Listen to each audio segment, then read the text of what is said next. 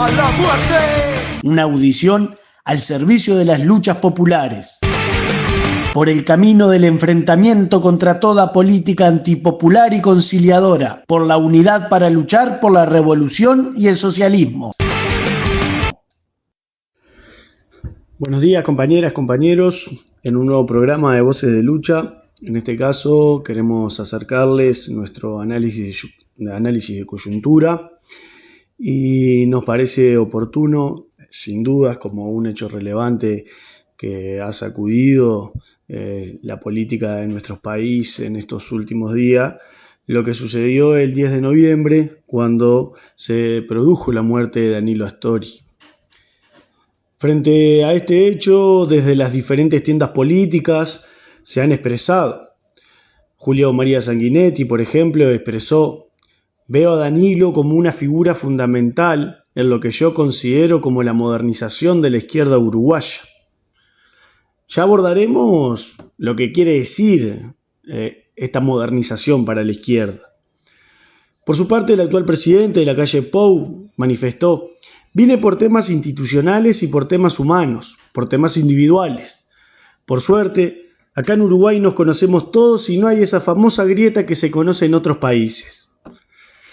A confesión de parte, relevo de pruebas. En cuanto a una diferenciación que se pretende hacer de los partidos políticos, donde desde nuestra organización hemos rotundamente marcado que, en esencia, quienes compiten por la administración del Estado burgués comparten la misma línea político-económica de defensa del gran capital, sometimiento de la clase obrera a la explotación, etcétera, etcétera. Por su parte, uno de los principales precandidatos a la interna Frente Amplista, como Orsi, reflexionó: logró imponer una lógica a la conducción económica que se instaló de manera no explícita, como una especie de política de Estado y que a nosotros, los de izquierda, nos vino muy bien.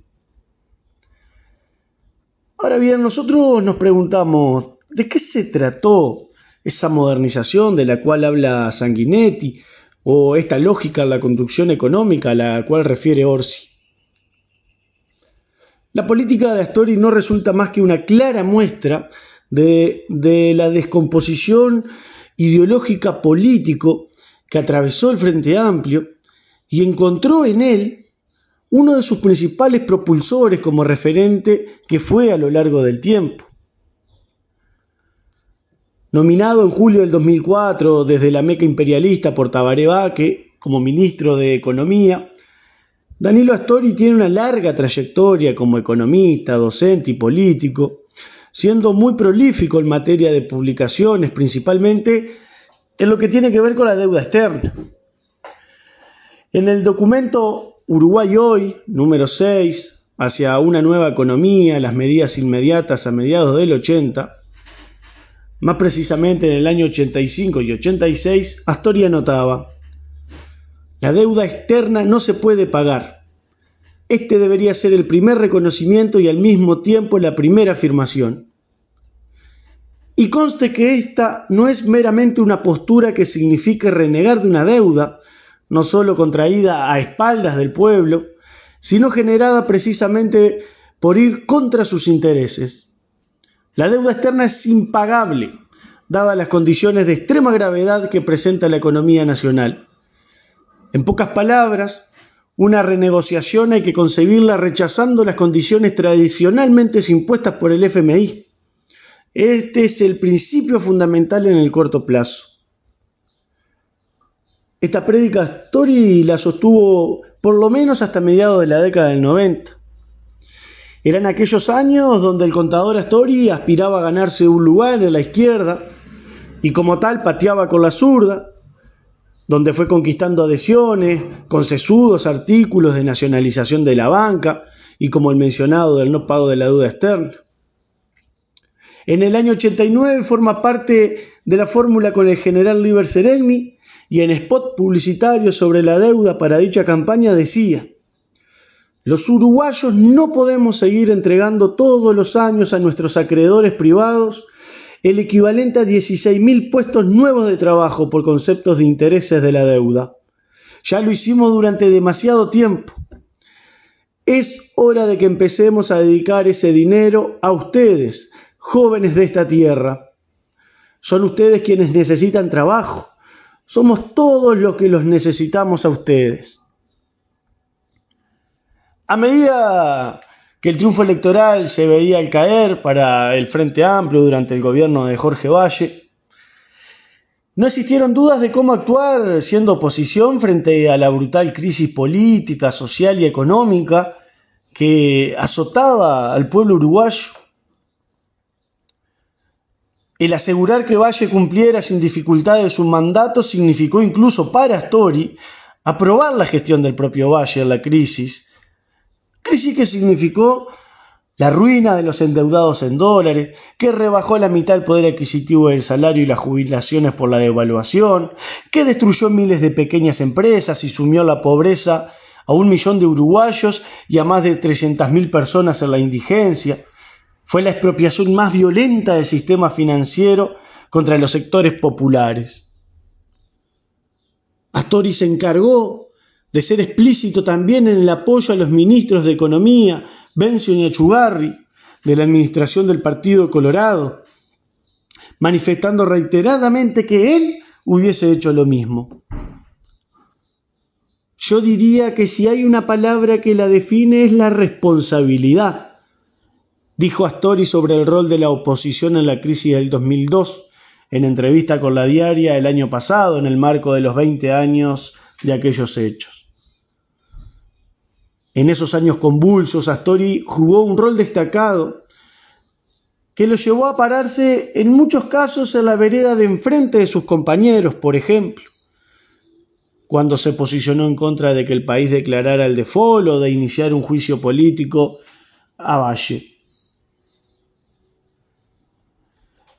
En 2001 apoyó la ley de reactivación económica que incluía las megas concesiones, que significaban concesiones y adjudicaciones, favoritismo y corrupción de por medio, por parte del gobierno en peajes y contratos de obra en todo el territorio nacional para el mantenimiento de la red vial. 2 años más tarde pide nuevamente libertad de acción para votar la subasta de la privatización del aeropuerto de Carrasco. Y en varias ocasiones Asamblea Uruguay, el partido político liderado por él, declaró que votaban por disciplina partidaria frente amplista en el tema de la asociación de ANCAP con privados, contra la ley de fortalecimiento del sistema financiero del 2002, contra la refinanciación de los deudores del Banco República en 2003, todos proyectos que si bien los votaban en contra, estaban en un total acuerdo con el gobierno de Jorge Valle.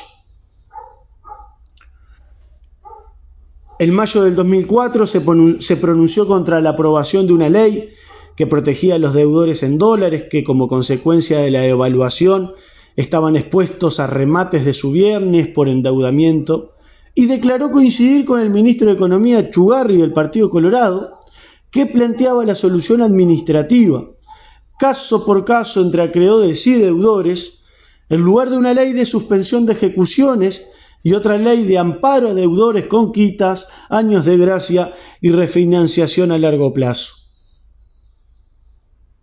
También, los 2 senadores de Asamblea Uruguay se retiran de sala para que no prosperara la ley presentada por Carlos Julio Pereira del Partido Nacional, que ya tenía media sanción en diputados, por la cual las sociedades anónimas de tenencia de tierras pudieran ser nominados sus propiedades.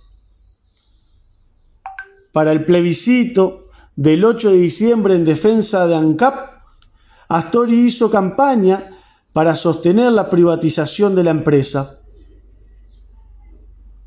Junto a Vázquez burló el referéndum sobre el agua, protegiendo concesiones, pasando sobre la voluntad expresada en las urnas.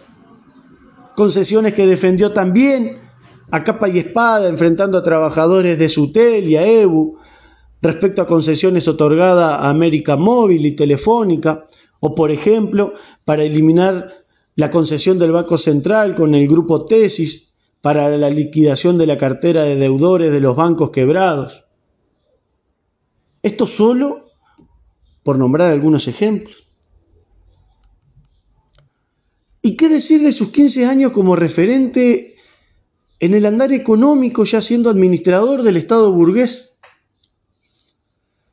En el 2007 Astori recordaba que en 2005 los recursos destinados al pago de deuda pública representaban el 34% del PBI. En la actualidad se destina a este rubro el 25%. En los 80 manifestaba que la deuda no se podía ni debía pagar. En sus 15 años al frente de la línea económica procuró a destajo ser el hombre mejor puntuado por las calificadoras de riesgo, cumpliendo a rajatabla con los dictámenes del FMI y el Banco Mundial desde un principio, bajo el tenaz discurso de la necesidad de las inversiones extranjeras para el crecimiento del país, lo cual lo llevó, por ejemplo, a celebrar la llegada de las multinacionales como las pasteras, que claro está, saquean nuestros recursos naturales a costa de un sinfín de beneficios impositivos otorgados por los gobiernos que él dirigía económicamente.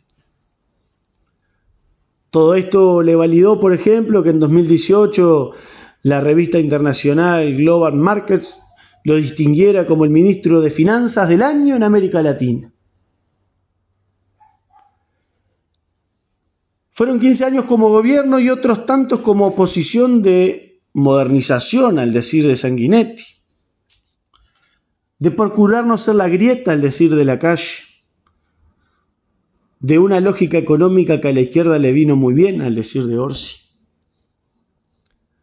15 años y más, en los cuales se desmanteló el programa histórico de liberación nacional y social que fue la base de un centenar de años de lucha de la izquierda nacional. Se desmanteló y rebajó ya con el único fin de convertirse en una aceitada maquinaria de recoger votos. De la ruptura con los organismos financieros internacionales, el FMI, el BID y el Banco Mundial, se llega a declarar los socios bien intencionados que han cambiado y se cuenta con ellos para un Uruguay productivo con justicia social.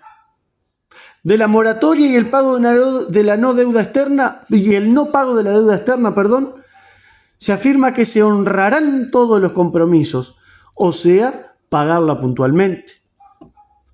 De la estatización de la banca, se vota la ley de intermediación financiera, endeudando al país en 3.000 millones de dólares para salvar bancos privados en la crisis de agosto del 2002. De la reforma agraria con expropiación del latifundio se garantiza la legalización de las sociedades anónimas latifundistas, la no investigación de los tenedores de acciones de esas sociedades anónimas, el maridaje con la asociación y la federación rural y la continuidad de las actuales reglas de juego de la producción y la comercialización. De la nacionalización del comercio exterior y de la industria frigorífica. Pasó durante los gobiernos del Frente Amplio a la extranjerización total de la industria frigorífica que se encuentra en manos de un puñado de multinacionales, al igual que el resto del comercio exterior.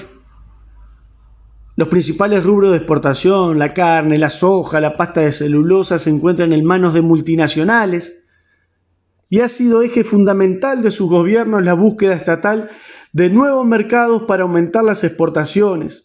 El compromiso del gobierno de no incurrir en el atraso cambiario y eliminar todo impuesto, alentando a la inversión extranjera, única forma de crear empleos genuinos. De presentar proyectos de leyes que amparaban a los deudores cuando eran minoría en el Parlamento en el periodo anterior a la primera presidencia, se pasa a abandonar a cada deudor frente a los bancos o acreedores. Y si se analizara punto por punto en materia de salario, jubilaciones, salud, enseñanza, vivienda, rápidamente se llegaría a conclusiones semejantes, o sea, al continuismo de las políticas neoliberales. Recordar que a los pocos meses de asumir como ministro en la primera presidencia del FA, amenazó con renunciar durante la discusión del presupuesto a raíz de planteos que existían dentro del Frente sobre el incremento en el rubro de educación. Así recordó aquel episodio en una entrevista En Perspectiva en el 2015. Decía Astori: Claro, en el foco estaba cuándo lograrlo, y la diferencia que tuvimos se superó rápidamente. El mismo día 31 de agosto se procesó todo. Era acerca de qué diría el texto del presupuesto. Al final, y en esto hay una similitud con lo que tenemos hoy, señalamos que incluiríamos una cláusula que asumía el compromiso de llegar al 4.5% del producto, pero no le poníamos fecha. Esa fue la decisión que tomamos. Con el paso de los años y ya en el tercer gobierno frente amplista respecto a la seguridad social, el mismo Astori manifestaba: no quiero adelantar cuál puede ser el contenido de una reforma de este tipo, porque lo tendrá que hacer un próximo gobierno en Uruguay, pero vamos a tener que encarar todos los parámetros fundamentales. Sin duda uno de ellos es esa, la edad de retiro, los saberes de retiro. Mostrando obviamente coincidencia con lo que este gobierno terminó por ejecutar y lo que da cuenta del posicionamiento político del frente, valga la redundancia, a esta reforma. Después de 15 años de gobierno como líder en materia económica del Frente Amplio, fue ejecutando políticas en beneficios del gran capital y perjuicio de la clase obrera. Es más, gobernando en una coyuntura de enorme prosperidad económica producto de los precios de los commodities, Astori lideró una reforma tributaria que continuó castigando a los trabajadores con impuestos como el IRPF o sosteniendo prácticamente el IVA, impuestos que recargan a nuestra clase y que generan los principales ingresos de recaudación por parte del Estado. Después de 15 años de gobierno como líder en materia económica, terminó con casi un 9% de personas bajo la línea de pobreza y personas en cantidad también por debajo de la línea de la indigencia. Una tasa de desempleo superior al 8%, a la cual debe agregarse los miles de uruguayos que trabajan por fuera de la seguridad social y en la mayor parte y una enorme cantidad de precariedad laboral. Un salario mínimo de 15.000 pesos y una realidad salarial en 2019 donde casi 469.000 ocupados recibieron menos de 20.000 pesos líquidos al mes por 40 horas de trabajo semanal, de los cuales unos 289.000 eran asalariados, lo que representa un 25% del total. Asimismo, entre los ocupados, 144.000 no alcanzaban los 16.000 pesos líquidos al mes. Datos que incluso sabemos que en muchas ocasiones son maquillados y la realidad es notoriamente peor. Después de 15 años de gobierno como líder en materia económica, en el primer trimestre del 2019, la deuda externa era de más de 18 millones de dólares, sobre 59.597.000 del PBI, es decir, del 32.70 del PBI del primer trimestre del ejercicio. De cuestionarla a pagar rigurosamente la deuda. Después de 15 años de gobierno como líder en materia económica, podríamos profundizar en la proliferación de asentamientos, la inversión económica en el aparato represivo en detrimento de alcanzar promesas electorales aún insuficientes, por ejemplo, en educación. Profundizó la línea económica que promovió la primarización de la economía, promovió la privatización, etcétera, etcétera. Y mientras la clase obrera y sectores populares padecían esto, Astori se regocijaba en encantar a los sectores inversores, exonerar de impuestos al gran capital, atraerlos mediante la paz institucional que derriba sin dudas el mito de la grieta. La muerte no redime de haber renegado de la defensa de los explotados y oprimidos y ser cómplices de quienes viven a costa del trabajo y el sudor de las grandes mayorías explotadas. Una vez más, le agradecemos por la atención prestada y desde este programa nos volveremos a encontrar la próxima semana.